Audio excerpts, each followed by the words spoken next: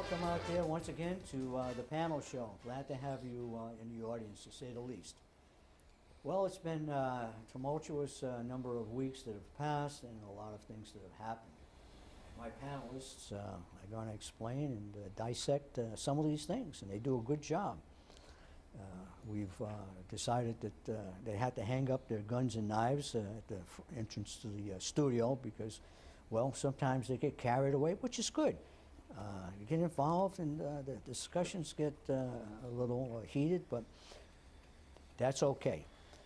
What we're going to start off with is, look, CJ, glad to have you back, CJ.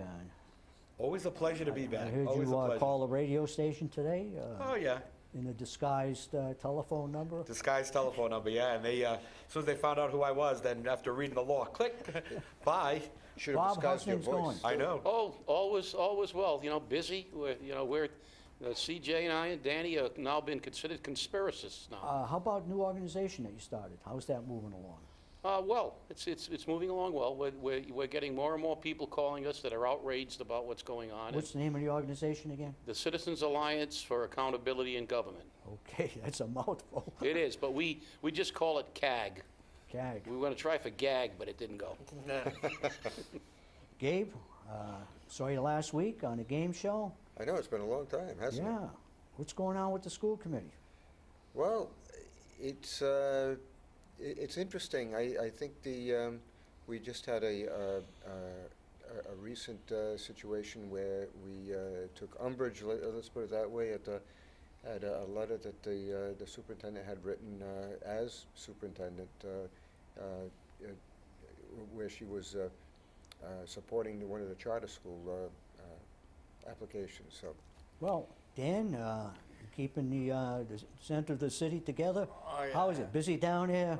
Business really picking up? Loaded with snow, driving the roads and keeping the city council at bay. You get around with the bus, right? I get around any way I can. Oh, I heard that expression before.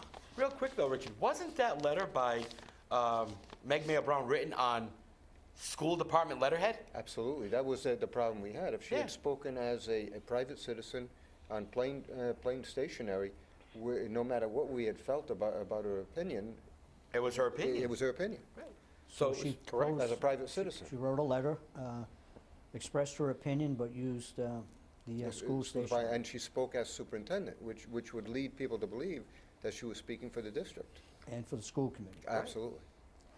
Isn't it nice the way we just throw money away that way? Well, Welcome to Fall River. I've been down that road once. well, here's a topic that has been stirring some interest lately. I had a police officer, apparently, as the report goes, he's walking up and down on his detail, swearing into his cell phone, very loud, very boisterous.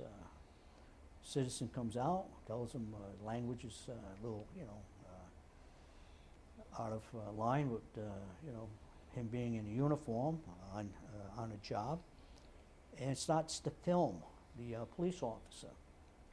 The gentleman, I believe his name is George Thompson, was told that he would have to give up I guess it's one of those, what do they call them, iPhones? iPhones, You yeah, can I believe so. record, you can, it's video, audio. And he got arrested, he's facing charges, and lo and behold, what was on the iPhone was deleted.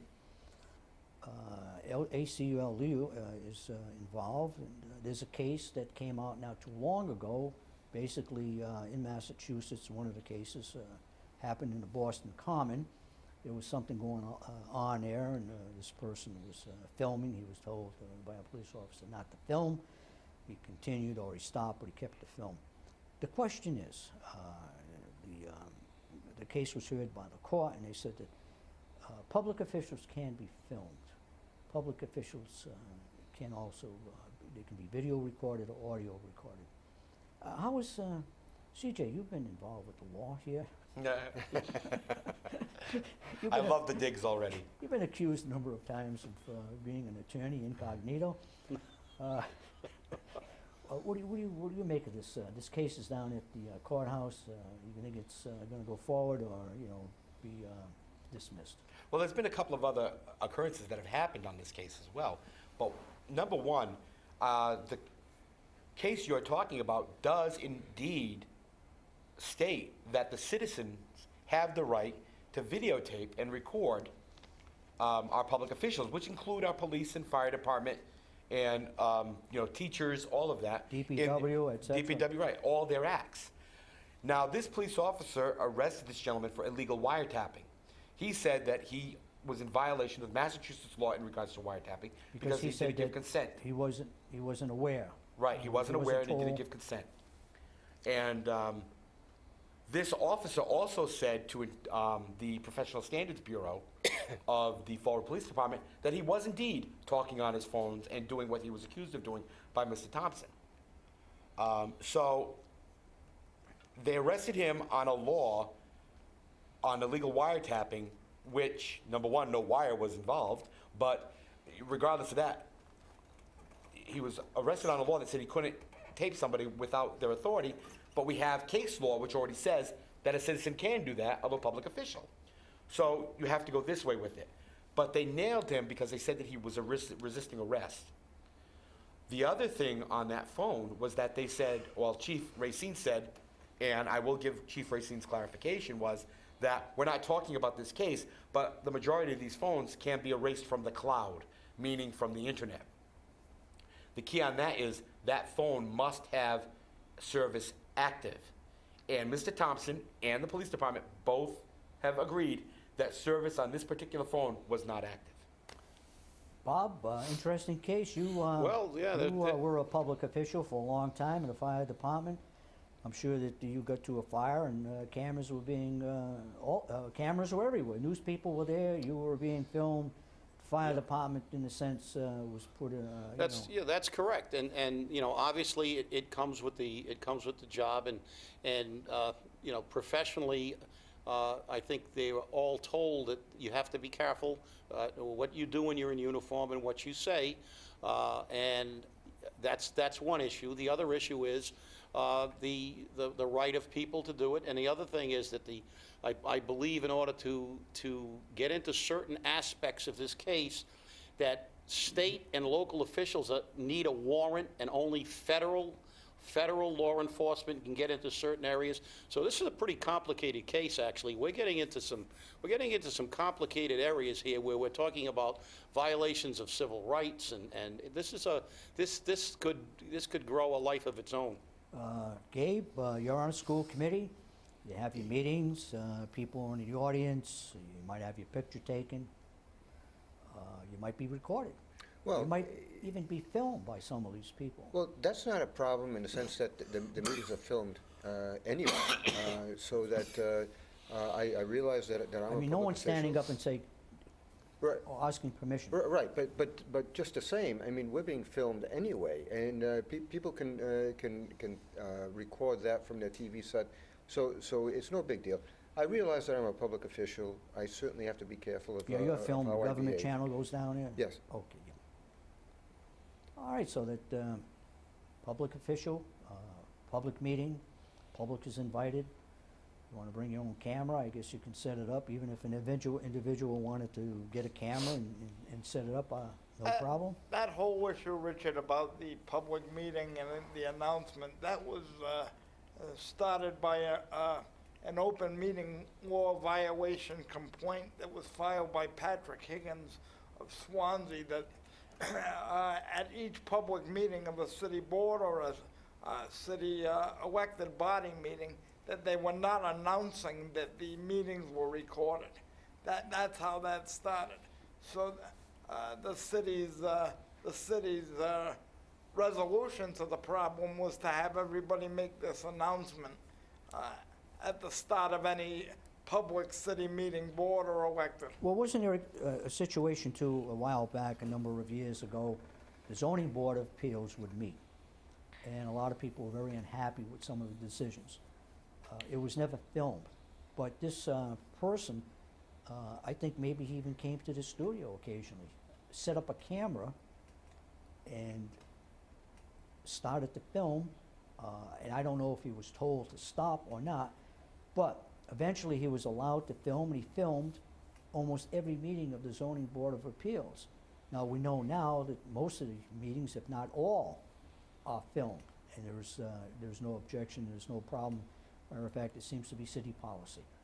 All right, we got the situation in regards to Cook Pond, where you have the King Philip Mills on Cook Pond. Now, the city, as I understand, has taken over the mills for back taxes. The owner left the area, apparently he's in China. The person that held the mortgage was living in Florida. Taxes were not paid, and it got up to $300,000 or $400,000. In back taxes, the city took it for tax title.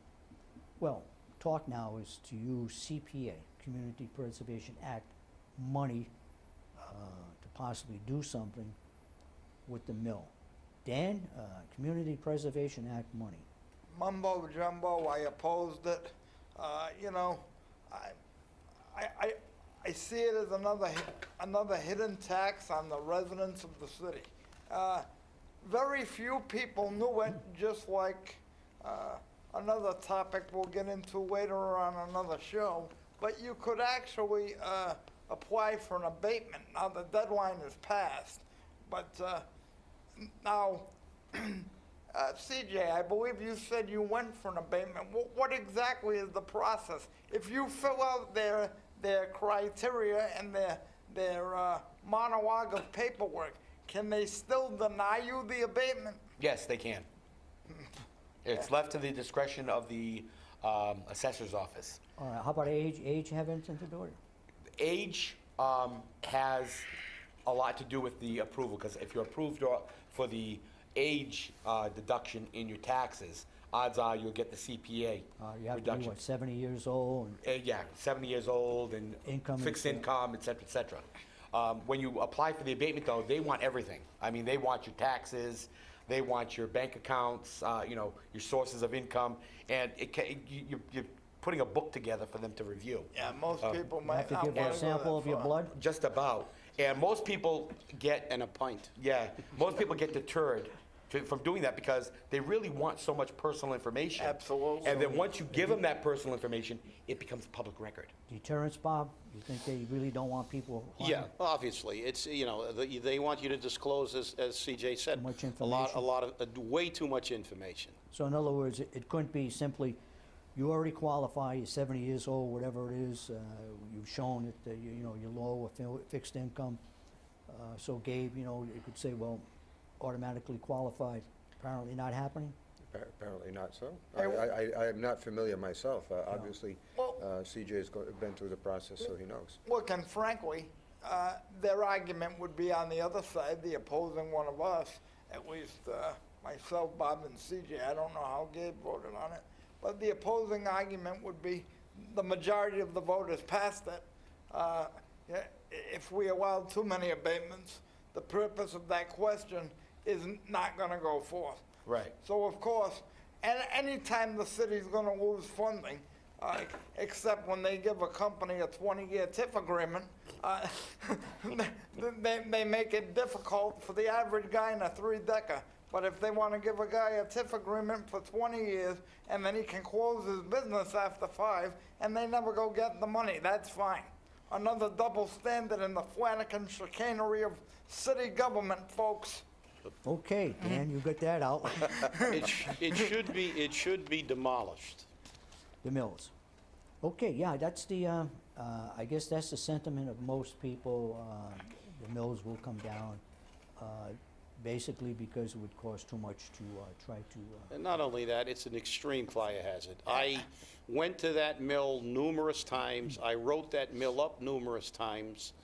That was the closest mill to the station I was the chief at. And we had problem upon problems with the owners. It's a major fire hazard. It's in a densely populated residential area. And if we ever have an arson fire and it gets out of control, we're gonna lose multiple properties that probably won't stop until it hits South Main Street. Okay, Just one real quick thing on that, though. Yesterday, which was brought up, which many people didn't know about, the city's already broken that property up into 3 separate properties. Well, that could be. Nope, they did. It was stated last night at the meeting in regards to this building. It's been split up into 3 separate properties. Crown Linen is one, the main building is another, and then the back part of the mill is a third. And they did that specifically for the ability to break that off so they can sell it for other redevelopment. That's exactly what was said by the, what was his name, Danny? Was that Attorney Thomas? Yeah, Matt Thomas. Matt Thomas. See, what the He's the a people- tax title land court attorney. Exactly. The people in South End, actually, at the last South End meeting, voiced their opinion in regards to the mill. And the mayor was there, and they told the mayor that they don't want to see low-income housing there. They want to see the mill come down. They'd like to see the property turned into a park. And nothing was mentioned in regards to what you just said, that the property has been subdivided into 3 parcels for possible sale as individual parcels for some kind of development. Yes. So that's new information. And the building is on the plan to be demolished. DEP and EPA are going back into the building on March 13th or March 13th. On March 6th, they're sending notices out to the neighborhoods telling them they're going to be there because they're going to be in the white chemical suits. Yeah. And they didn't want people to get nervous about it Yeah. because they're going in to decide how they're going to remove the unknown chemicals that are in there. Well, the chemicals, it was reported by the fire department also, that there were barrels, 55-gallon drums, some kind of a chemical. They took samples to find out exactly what is in there. There was no report as of the South End meeting. So, in other words, if that waste is not hazardous, it'll probably just sit there. If it is hazardous, I guess they'll have to, take the barrels out and neutralize it. Well- Actually, the demolition of the property and turning that area into a park actually dovetails very, very well with the intent of the CPA, which is to create open space, And Cook Pond. recreation. Yeah, And, to well, they wouldn't, Put it not so out much for the historic development. I cost. think that could be a problem, because the people at the meeting didn't have that information at all. Whoops. That was a few weeks ago. So things, They've known it for a while. That attorney's been working on it a lot longer than 2 weeks. Yes. That Was it? subdivides that. So as per usual, full disclosure and transparency from the 6th floor is sadly missing. yeah, that wasn't told to the people there. Did you see the ordinance meeting last night, CJ? Yes. Was that after you left? Nope, I was there for the Okay, fiasco. we'll move on. Ramps are coming down. Let me ask you this. Ramps will be taken down. There will be some kind of a boulevard put in. Roadways, of course. What is that gonna do? What is that gonna do for Fall River Dan? Zippo. Okay, can you expound a little? What's it gonna do? It's not gonna bring people down to the waterfront. It's not gonna create businesses on the waterfront. It's gonna do absolutely nothing. Bob? I made a presentation on the council at the last meeting that basically addressed this issue. These pie-in-the-sky things, that if we build a ramp and build a boulevard, all these businesses are going to come flying to Fall River. Well, I presented facts from the United States Census Bureau, which made it very clear. Fall River is 9th out of 10 of number of business firms in this community. The only city that has fewer businesses is Lawrence. It's also the only city that has a higher level of people below the poverty level at 28% and a lower household income. Fall River ranks 9th in household income, number 2 in poverty. The reality is that people don't have any money here. Businesses cannot be attracted here because if you look at Newton, which is number 1 in household income and the lowest household economy, as are the next 3, Newton has got 2,000 less people in Fall River. Fall River has just over 4,000 businesses. Newton has 14,000. You know, this baloney that we hear all the time about attracting businesses, businesses can look at those statistics too. When you have 23.2% of the people living below the poverty level and the second lowest household income in the state, how can you run a business here and expect anybody to buy anything when they don't have money? CJ, ramps come down, not much will According get to the put Fall in. River We'll according get to the- let's add a little thing to it, same basic question. The plan is, of course, to build a railroad station there. And, of course, we don't know where the train is at this point. It's in the mail. Is the city, are people getting a little ahead of themselves? We're always ahead of ourselves. The Fall River Office of Economic Destruction has already said that by knocking these spaghetti ramps, why they call them spaghetti ramps is beyond me, but by knocking these spaghetti ramps down, we're going to make available 35 acres of developable land to put businesses in. I mean, what are they expecting to do? Put drive-throughs along the boulevard? You know, McDonald's, Burger King, By the way, Bonbon Pond? Ken Fiola several weeks ago gave a presentation at the mayor's business state of the city, and he's infuriated that Fall River's taxes are lower than New Bedford. He said, quote, "We need to have intelligent conversations to move the city forward." Well, you Gabe- can't have intelligent conversations with a Gabe, man who doesn't on a think. school committee, people will always say that in order to have industry, business, you need somewhat of an educated population. I mean, you can have business, you can sell hot dogs, you can have tattoo parlors, we have a lot of beauty shops, but when you get up above higher levels, people who are craftspeople, people who are selling high-end products or manufacturing, jet engines, brakes for a car. You need some educated people. Is Fall River, in other words, is this a disjunctive flow of, well, the businesses will come, but the educational level, even though it's not there, it'll still work out? The education level has to be higher. There's no question about that. And we have some nice homes in Fall River. We have some nice areas in Fall River. A neighbor of mine just recently, he's been trying to sell his house, and he indicated that someone had actually bid on the house, that liked the house, was thinking about it. I think the person was a doctor. Ended up speaking to other doctors in town, and the person, "Why are you buying a house in here? Why don't you move where most other doctors in Fall River are, Barrington?" He didn't buy the house. What'd you say, where most of the doctors? I live in Barrington. Most of the Okay. local doctors, they're in Barrington. He didn't buy the house. They If you, discouraged him, and so he didn't buy the house? so he didn't buy the house. He thought about it, figured even though it would cost him more to buy maybe an equivalent house in Barrington, he decided to live in Barrington. There was a So the in other words, what you're socioeconomic. saying is that, I don't like to use mentality, but there's that There's a stigma. feeling, stigma. Yes. that- Now, you talked about education.